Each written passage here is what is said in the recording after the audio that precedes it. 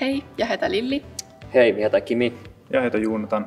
Hej, jag heter Anna och vi ska intervjua varandra om hur det är att studera inom hälsa och välfärd på Arkada. Lilli och Kimi, vad studerar ni till? Ja, jag studerar till fysioterapeut. Och jag studerar till ergoterapeut. Ja, vad skulle ni våga säga att det är skillnaden mellan era två utbildningar? Ja, det är en bra fråga. Vi fysioterapeuter så har mycket fokus på människokroppen och den fysiska funktionsförmågan. Vi arbetar mycket med att bland annat ge råd, rehabilitera.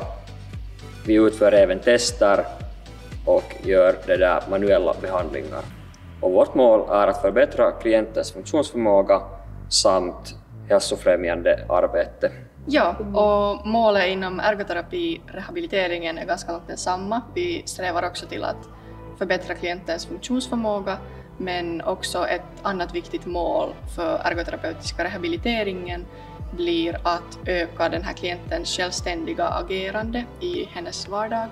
Och det kan då handla om till exempel olika hjälpmedel där hemma, eller också om att anpassa hemomgivningen eller också aktiviteter. Jonathan, det är många som säkert undrar vad är skillnaden mellan utbildningen för fysioterapeut och idrottsinstruktör.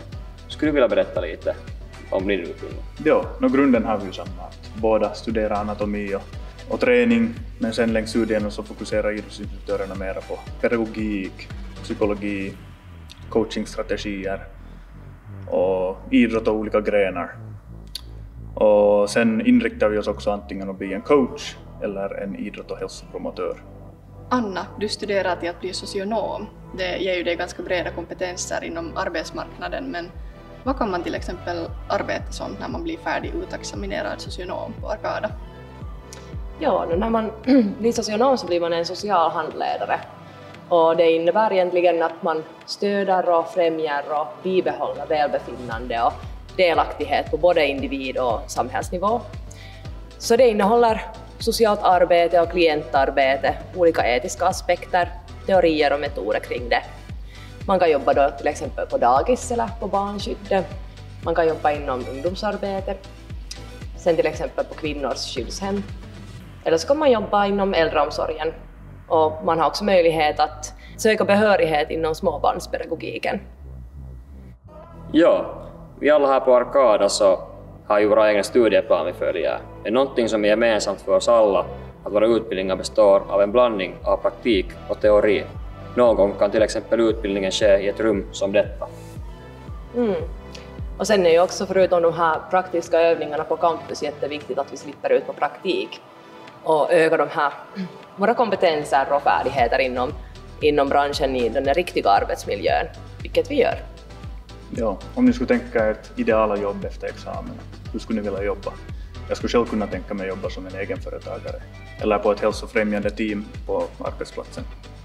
Ja, det är en mycket bra fråga. Det är lite oklart för mig vad jag vill i framtiden.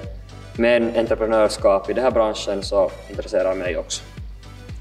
Ja, som ergoterapeut kan man jobba med ganska många olika saker, men jag har tänkt att jag skulle vilja jobba inom vuxen- eller barnpsykiatrin.